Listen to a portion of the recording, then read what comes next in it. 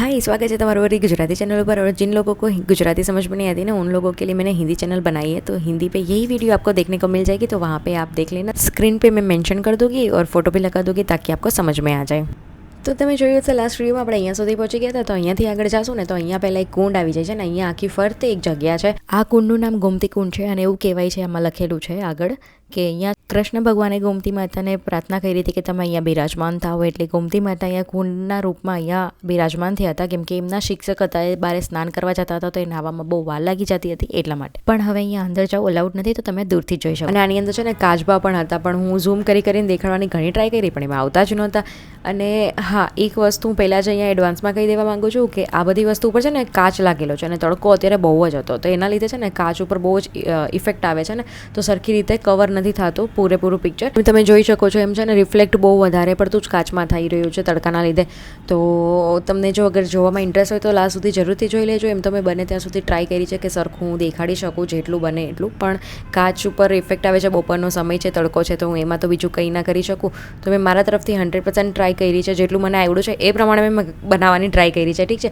તો આની અંદર છે ને બધી જ વસ્તુઓ બનાવવામાં, આપણે એમ કહેવાય ને કે કૃષ્ણ ભગવાન 16 કલાએ હતા, તો એના ઉપર આખું બધું આની અંદર દર્શાવવામાં આવ્યું છે કે ભગવાન આ પણ શીખા છે, ભગવાન આ વસ્તુ શીખા છે, આ વસ્તુ શીખા। તો જેટલું કૃષ્ણ ભગવાન શીખા છે ને આ વિદ્યાપીઠમાં, એના ઉપર આખું અહીંયા ડ્રોઈંગ દ્વારા પણ સમજાવવામાં આવ્યું છે। તો સાઈડમાં છે ને લખવામાં પણ આવ્યું છે, કહેવામાં આવે છે એમાં સરખી રીતે કે આમાં શું શીખી રહ્યા છે। અગર ફોટાથી ખબર ન પડે તો તમે વાંચીને પણ એ સમજી શકો છો। અને એક બહુ સરસ મજાનું એ કામ કર્યું છે કે આ લોકોએ છે ને આ ઝાડું બહુ જૂનું હશે જેને કટ નથી કર્યો, તો મને એ બહુ વસ્તુ ગમી।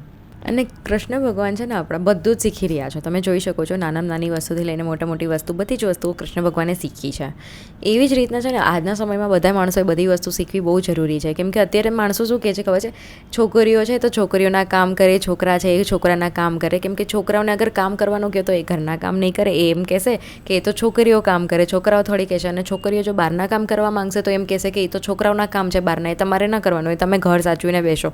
તો આ માઇન્ડસેટ છે ને આપણે બદલાવવાની જરૂર છે, કે આ માઇન્ડસેટ છે ને આપણે માણસોએ ખુદે ઊભી કરેલી છે, આ ભગવાને નથી ઊભી કરેલી। તમે જોઈ શકો છો ભગવાન ખુદ બધી વસ્તુ શીખે છે જ્યારે એ મનુષ્ય અવતારમાં હોય છે, તો માણસ તો હર વસ્તુ શીખી શકે છે। એ પણ એવું ન વિચારવું કે આ કામ નાનું છે, આ કામ મારું નથી, હું શું કામ શીખું, હું કેમ કરું, એવું ક્યારેય પણ ન વિચારવું જોઈએ। જે જરૂરી જીવનમાં આપણને લાગે કે આપણને કામ આવશે, અને અગર કાંઈ ન પણ આવે પણ એવું લાગે કે આ ફ્યુચરમાં કામ આવી શકે છે, તો એ બધી જ વસ્તુ શીખી લેવી જોઈએ।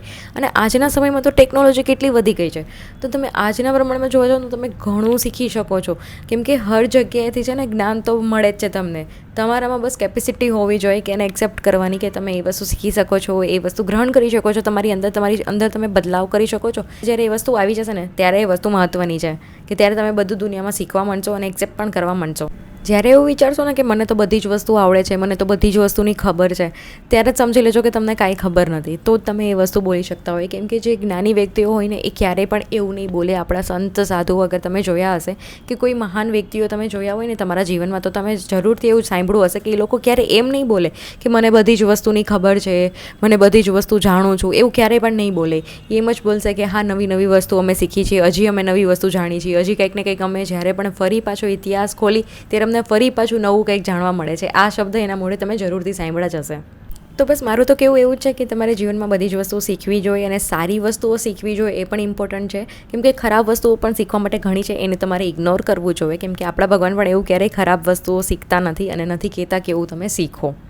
તો હવે આપણે આગળ વધીએ અને ત્યાંથી નીકળીને આપણે ફરી પાછા આવી ગયા છે કુંડ તરફ। તો કુંડ તરફ તમે જોઈ શકો છો અહીંયા શિવલિંગ પણ છે, તો શાયદ ભગવાન ત્યાં સ્નાન કરીને ત્યાં જ પૂજા કરતા હશે, એવું પોસિબલ ખરું, કારણ કે આમાં આપણને તો જાજી ખબર નથી, આપણે તો જોવા ગયા નથી, પણ હું એવું માનું છું કે એવું જ હશે કંઈક, તો જ અહીંયા બનાવેલું હશે। ખબર નહીં શું હશે, તમને ખબર હોય તો કોમેન્ટ કરો, તમારું બાકી શું વિચાર છે એ પણ મને કોમેન્ટ કરજો। તો અહીંયાથી આપણે આગળ વધીએ। ફૂલ તો મેં લઈ લીધા, પણ અહીંયા મને ફૂલ ક્યાં ચડાવવા એના માટે મને જગ્યા મળી નથી, તો હું અહીંયા આવી ગઈ છું એક મંદિર તરફ। તો અહીંયા આપણે જોઈએ કે અગર અહીંયા મંદિરમાં ચડતા હશે તો ફૂલ ચડાવી દઈએ। તો અહીંયા છે મહાદેવનું મંદિર અને નંદીજી બિરાજમાન છે। કહેવાય છે કે જ્યારે આ બન્યું હતું ને એ સમયનું આ નંદીજી ને શિવજીનું મંદિર અહીંયા છે, તો આ એ સમય એટલું જૂનું છે। આ તમારું શું કહેવું છે મને કોમેન્ટ કરીને જરૂરથી કહેજો। जिस मंदिर पे आए, मंगल ग्रह का जन्म स्थान है, पूरे विश्व में एक ही मंदिर है। भगवान शिव के मस्तक का पसीना धरती पर गिरा और शिव रूप में मंगल ग्रह की उत्पत्ति हुई। ये 9 ग्रह जो होते हैं उन सभी ग्रहों के हेड है, और मेष और वृश्चिक राशि के राशि स्वामी है। जीवन के 21 विभाग जो है वो मंगल दिखते हैं। व्यापार, व्यवसाय, विवाह, संतान उत्पत्ति और कर्जों से मुक्ति का कारक जो है मंगल होता है। ये मंदिर जो है पृथ्वी के बीच सेंटर पे बना है, कर्क रेखा के ऊपर, ट्रॉपिक ऑफ कैंसर। हर जगह शिव की सवारी आपने नंदी के ऊपर देखी हुई, यहाँ भेड़ के ऊपर मिलेगी। जैसे हम शनि भगवान को चढ़ाते हैं ना तिल तेल लोहे का दान काली वस्तुओं का, जैसे मंगल भगवान को यहाँ पर पंचदान किया जाता है, क्योंकि मंगल जो है ये एग्रेसिव ग्रह है, इसलिए इनको पंचदान चढ़ाने से ठंडक होती है। ये दान चढ़ता है यहाँ पे पूरा विश्व का एक ही मंदिर है। पंचदान में आपका चढ़ता है गेहूँ, मसूर दाल, लाल कपड़ा, पुष्प, श्रीफल और रत्न मूंगा। भगवान का अंगार स्वरूप लाल है, ठंडे के लिए दानी मूंगा जो है दान किया जाता है। रक्षा सूत्र और प्रसाद ये आपका इच्छा पूर्ति, कछुआ, फोटो, यंत्र और दोनों माला ये आपको चढ़ाकर घर के लिए मिलता है। ये पंचदान अपना नाम और गोत्र बोल के दान होता है। कोई रुका हुआ कार्य हो या मनोकामना हो तो अर्जी लगा देना, 3 महीने के अंदर सभी कार्य मंगल होते हैं, क्योंकि ये भूमि पुत्र है। और भुवनेश्वरी माता का मंदिर भी आपको अंदर देखने को मिलेगा।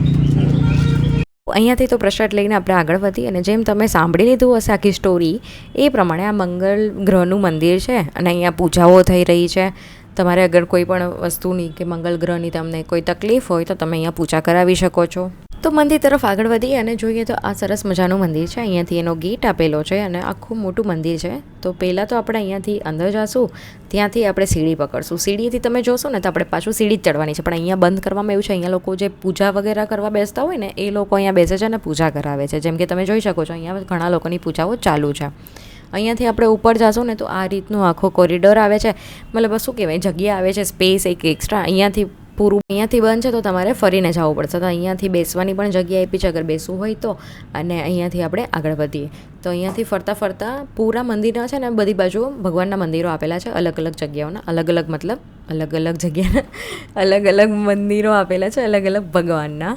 અને મંગળજીનું જે આપણે મંદિરે જાય છીએ તો અહીંયાથી ગેટ છે, અહીંયાથી ઉપર ચડશું આપણે. અને અહીંયા તમે જોઈ શકો છો કે મંગળજીનું મંદિર છે, તમે જોઈ શકો છો મંગલનાથ મંદિર કહેવાય છે ઉજ્જૈનમાં. અને એ એક જ મંદિર છે આખા ઇન્ડિયામાં શાયદ એવું છે. હું ખોટી ન હોય તો મને જરા કોમેન્ટ કરીને કહી દેજો જો સાચું છે કે ખોટું છે.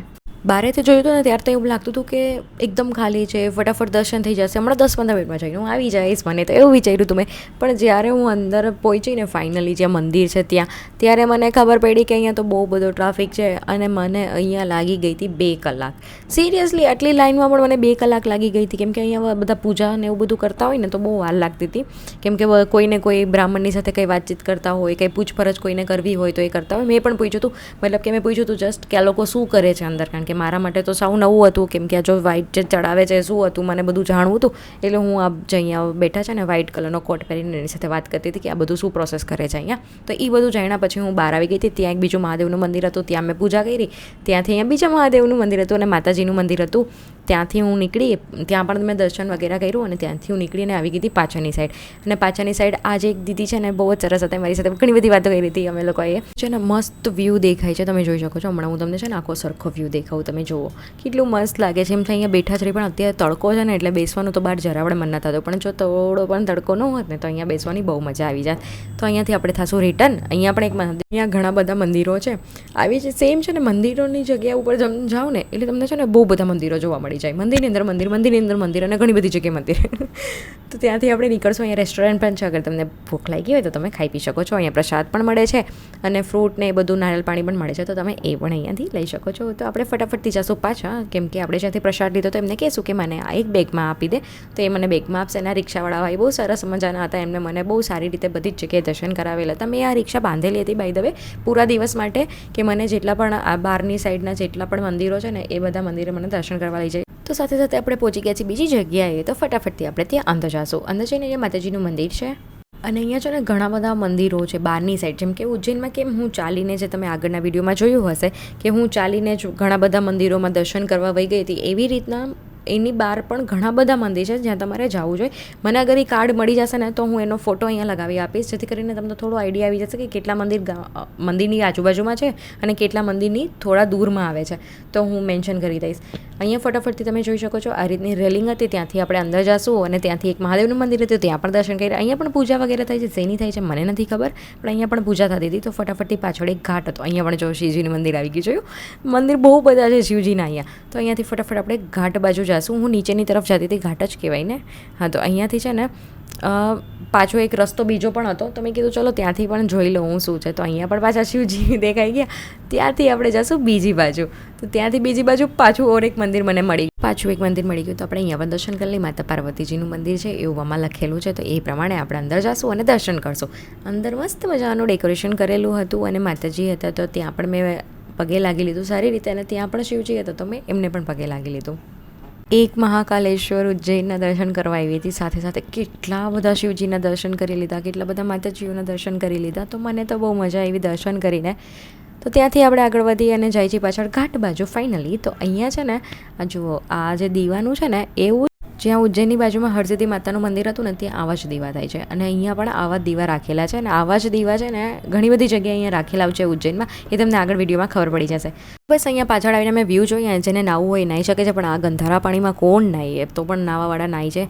અને હું થઈ ગઈ છું પરસેવે. તો અહીંયાથી ફટાફટ આપણે રિટર્ન થશું હવે અને નેક્સ્ટ ડેસ્ટિનેશન બાજુ પ્રસ્થાન કરીએ આપણે. અને અહીંયા છે ને બધી જગ્યાએ ચાલવાનું પણ બહુ છે, તો એ જરાક જોઈને આવજો. ચાલુ તો પડશે તમારે હર જગ્યાએ જવા માટે. અને અહીંયા સામે પણ છે ને એક મંદિર છે સત્યનારાયણજીનું, જે આપણે ઘરે પૂજા કરાવતા હોય ને, સત્યનારાયણ ભગવાનની કથાઓ કરાવી છે, બસ એમનું જ મંદિર છે. તો હું ત્યાં પણ દર્શન કરી આવી. તો તમે જોઈ શકો છો આ રીતનું અહીંયા મંદિર છે. ખબર નહીં અહીંયા ભીડ કેમ ઓછી છે, માણસો કોઈ આવતા નહીં હોય, ખબર નહીં. આપણે તો દર્શન કરી લઈએ સારી રીતે. તમે પણ દર્શન કરી લો. અહીંયા જાળી બંધ હતી, પણ મેં ટ્રાય કરી છે ઝૂમ કરીને કે તમને દેખાડી દો ભગવાનજીને. તો તમે દર્શન કરી લેજો. ત્યાંથી બહાર નીકળીને તમે અહીંયા જોઈ શકો છો કેટલા બધા વાંદરાજીઓ અહીંયા છે.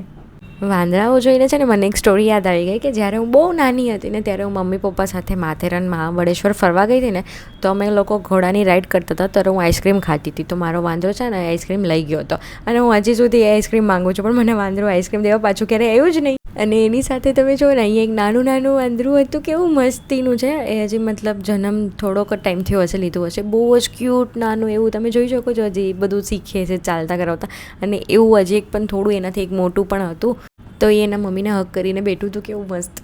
તો સાથે સાથે હવે આપણે લઈએ અહીંયાથી પ્રસ્થાન અને વધીએ આપણે આગળ.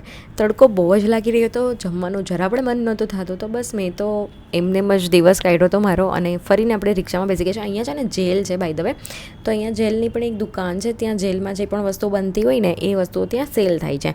તો અમે ત્યાંથી બારથી જોઈ અને ત્યાંથી અમે પહોંચી ગયા છીએ એક જગ્યાએ. હવે મને કોમેન્ટ કરીને કહેજો કે નેક્સ્ટ જગ્યાએ કઈ હશે, હું કઈ જગ્યાએ પહોંચી ગઈ છું.